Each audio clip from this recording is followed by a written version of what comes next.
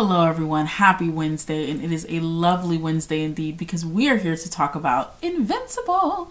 As you can tell, I'm almost a week late, and a lot of that is contributed to the lack of enthusiasm I had to even pick this show back up again.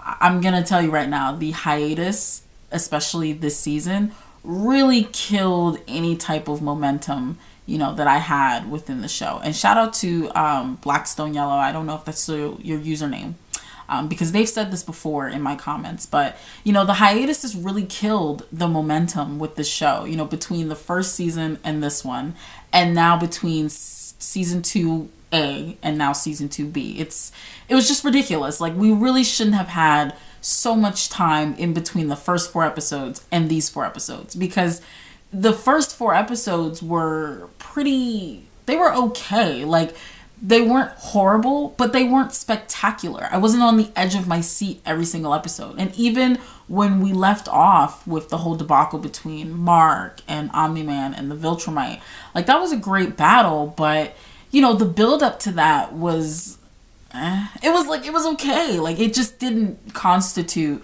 this month, 2 month, how many months was it? December, January, February. It was like 3 months, 3 month break. Like, it just didn't constitute that at all. But nonetheless, we're here. Episode 5 came out, and I just finished watching it with my friend. And the last 20 minutes were great. Like, great. And even prior to that, it was cool. It was really cool. So, overall, I enjoyed this episode quite a bit. Where do we even start? So, yeah, after the debacle with the Viltrumite and Mark and Omni-Man, he wakes up and he's healed, and he basically takes his brother home. That's the whole thing with that. Interested to see where they're gonna take this based on what I've already read. Let's see, outside of all that, what's next? I'm trying to think. So it's been 2 months since Mark was gone. So he comes back. Things have kind of shifted a bit. People have moved forward. William pretty much stripped his side of the dorm clean because, like, it's been 2 months. In college years, that's basically a whole semester almost. So, like, it's been a long time.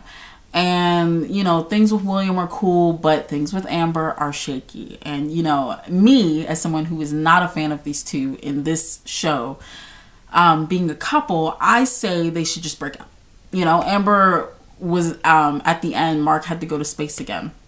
And so Amber was like, y'all have plans? She was talking to her friends, because I gotta get stuff, off my mind. And it's like, girl, you're not about this. You don't want to deal with this. So just break up with him. Just break up and stop wasting everyone's time, because we don't want to see this. Literally no one on either side wants to see this. Just break up.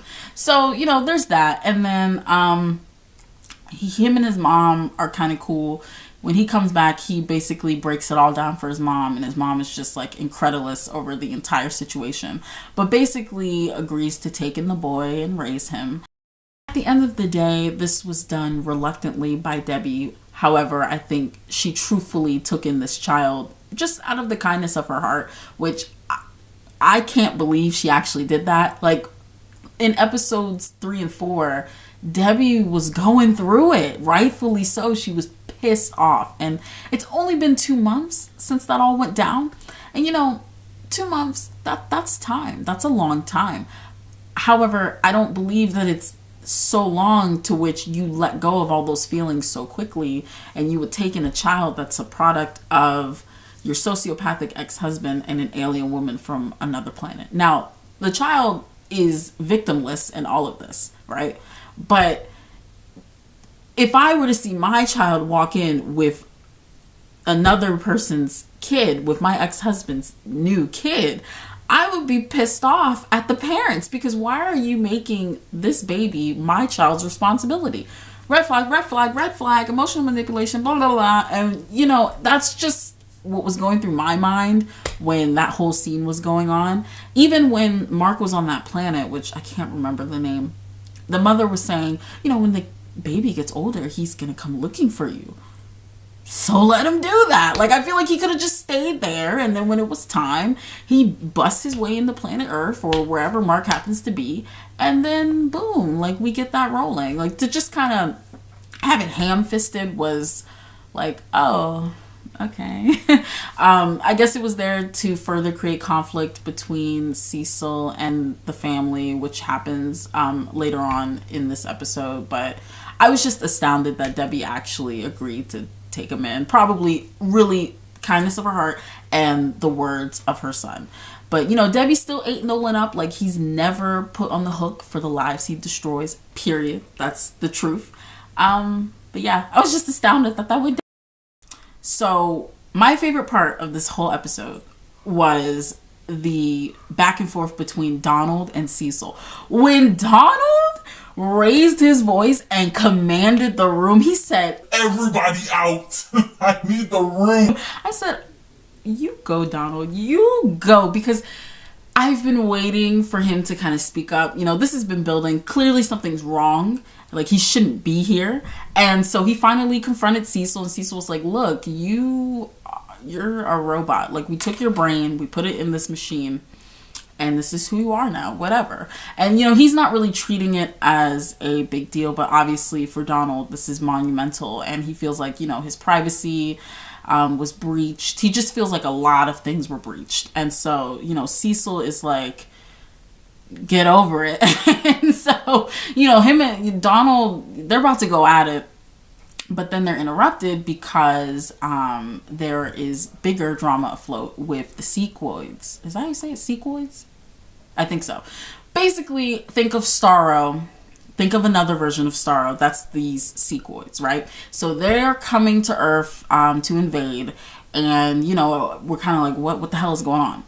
So basically, you know, it's revealed that Shapeshifter, the new team member, he's a Martian, and Black Samson seemed to be the only one not in the loop. But my thing is like, okay, if he was the only one like not in the loop, I just feel like, why wasn't there more more of a background check done for Shapeshifter?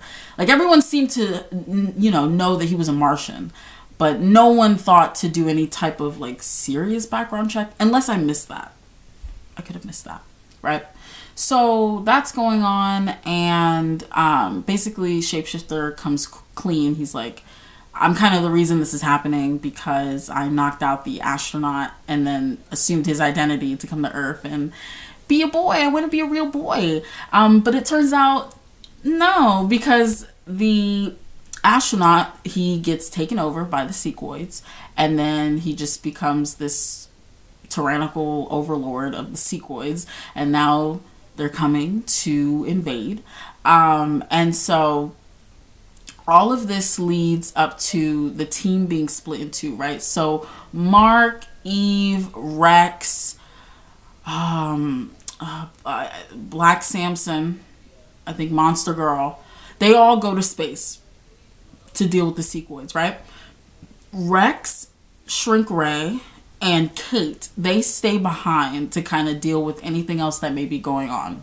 So, you know, they, good God, man, the final 20 minutes were just amazing. It was action-packed on both sides, and it was tragic more so on one side than the other. But we haven't seen the outcome of what's going on with the Sequoids, right? So Rex, Shrink Ray, and Kate, they are ambushed by the Lizard King and like his group. And, you know, when they initially came, I didn't care about them at all. I was just like, why are they here? And I still didn't. I still don't. I don't know why I said didn't. I still don't. Because I feel like the way they were brought in was very ham-fisted. Like, where did you come from? Please tell me where they came from. Because prior to episode, 4 or 3? Like, we've never seen them before, right? Like, I'm not crazy. So please let me know where they came from. I'm not going to say they didn't give us an entertaining fight, though, because good God, they went up against the 3 of them, and it was mayhem. And literally 2 out of 3, possibly 3 out of 3, ended up dying. I was like, good God, like, shrink ray, gone. And I thought she was gonna make it. You know, she got swallowed by homeboy, and she was trying to break free, and it must have been like the acid or whatever his internal system is. It wasn't working for her, so she died. And then Kate, you know, tried to hold out. She died first. And then Rex was the final one. You know, he was using his bombs. He blew one person in half. He blew the other guy's head off after he bit his arm off. And then the Lizard King came up behind him with a gun. And, you know, Rex was like, just do it. And then we got a cutaway. We don't know what happened. The Sequoids are, you know, breaking through. Eve has this protective barrier up, but it doesn't last for long. They break through, and we don't know what happens. Like, it just kind of leaves off at that. And I'm like, you know, this is how you build up suspense, you build up thrill, and then you kind of just, like, leave it. And then we kind of wait for next week. This is how you do it if you have to do it. This is how you do it. Like, I'm excited for tomorrow, for the next episode. And, you know, maybe I'll be a little more motivated to keep up with this until the season is over, because man, you know, the part one of this season was really dragging. I'm not gonna hold you, and it's really just because of how they framed it. The main villain, though, at least who I thought was the main villain, I don't know if he's coming back. I don't know what's happening with that. Maybe it's gonna be like a 2-season thing, because they have not focused on him since the first episode. What is his name? I can't even remember his name. With the big brain. Good golly. I'm gonna find it too. No. I'm gonna find it. No. You know, Angstrom Levy. God. Angstrom Levy. I don't know what they're gonna do with him. They just have not touched back on him at all. I thought he was supposed to be one of the focal points, but we'll see. Maybe once they get this Sequoia thing out the way. I don't know. I don't know what they're doing with him. Oh, other than that, yeah, we get stuff with Alan the alien at the end, and basically he recovers stronger than before after being presumed dead. And this guy is like, oh, okay, well, now you have enough strength to take on a Viltrumite.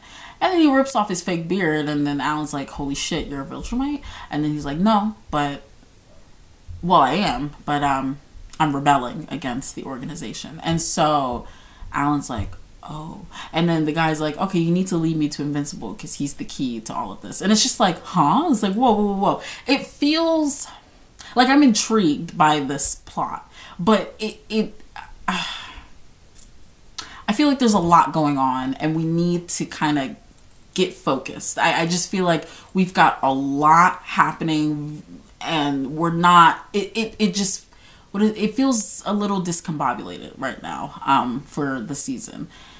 It was still entertaining. This episode was very entertaining, but just as a whole, like, if you were to binge this, would you not be a little, not necessarily confused, but would you not have whiplash just from how things are going and how the events are playing out? I don't know. I would kind of have whiplash if I binged this from the beginning to where we are now. So yeah. But, oh, I forgot to mention with Eve, she had a crisis of, I guess not a crisis of faith, but yeah. She had a crisis of faith when it came to her powers and her usefulness.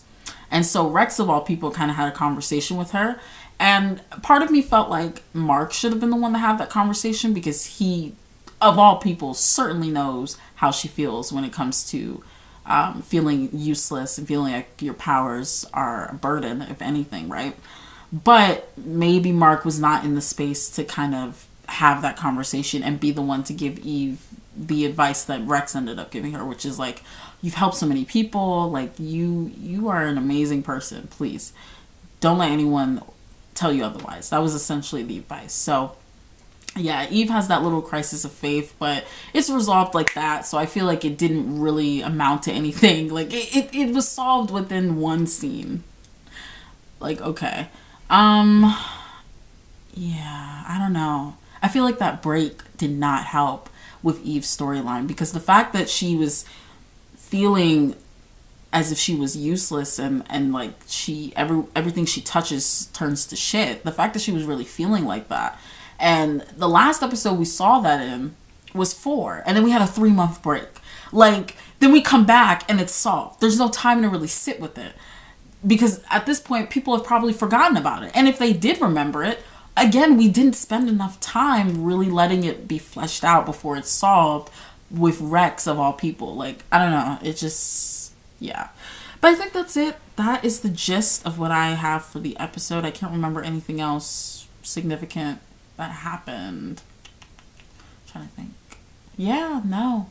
The last 20 minutes were the best part. Oh, second favorite part of the episode before I get off of here was when Mark and Eve hugged. The way in which he hugged her and she was shocked, and then like the length, all of it was just so, it was so great. Oh, it was so great. Oh, it was so great. But that's it. That's all I have. I know this is a bit all over the place. I apologize, but I just want to get my thoughts out there because I don't think I'm doing an in-depth review. I feel like this doesn't really need it, but yeah. Those are my thoughts. Let me know what you think. Did you like it? Did you not? Did you watch it? Did you not? Whatever it may be, let me know, or don't. Either way, thank you for listening. Thank you for watching, and I'll catch you guys later. Bye.